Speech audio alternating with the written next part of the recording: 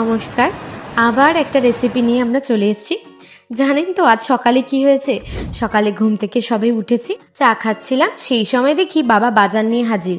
এসে বলছে মোরলা মাছ এনেছি, ভালো কিছু বানাতো। আর কি বাবা বলে দিয়েছে, এবার তো না বানিয়ে উপায় আছে কি? আর কি বানাবো ভাবতে ভাবতে হঠাৎ মা এসে বলল, চ নতুন কিছু করি। যেটা আর কি নাম দেওয়া যায় বলতো? আমি তখন সবজিগুলো কাটতে বসে গেছিলাম, হঠাৎ আমার মনে পড়লো এই মেঘলার দিনে মোরলা মাছ যখন হচ্ছে, রেসিপিটির নাম দেওয়া যায় মেঘলা মোরলা।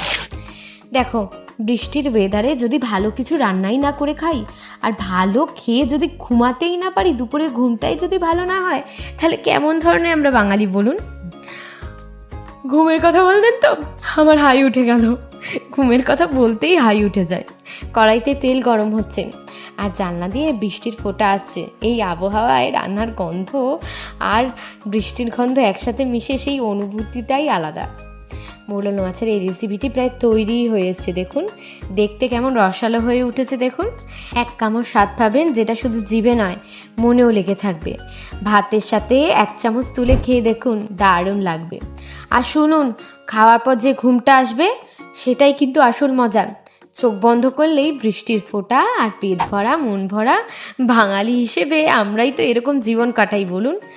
আর আপনাদের বৃষ্টির দিনে কোনো স্মৃতি মনে পড়লে কমেন্টে জানিয়ে দিন।